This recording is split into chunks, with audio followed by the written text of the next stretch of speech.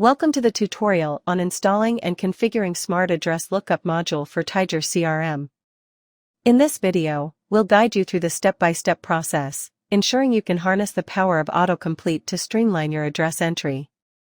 Let's dive in. First things first, let's get the Smart Address Lookup module installed on your Vtiger CRM. Next, let's configure it.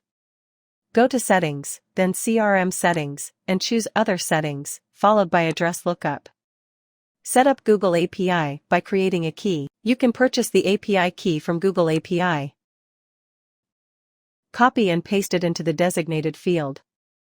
Now, let's explore turning the autocomplete feature on or off for specific module. Enable or disable autocomplete for the chosen module. Use the Configure Field Mapping For drop-down menu to select your desired module. Map Google address fields to Vtiger fields. Street is mandatory, map it to mailing street or other street. Map other required fields accordingly. Define a unique mapping for each Vtiger entity module. Add more mapping fields as needed. Experience the detailed view of address autocomplete in action. As your sales team types in the street field, Address Lookup suggests related addresses.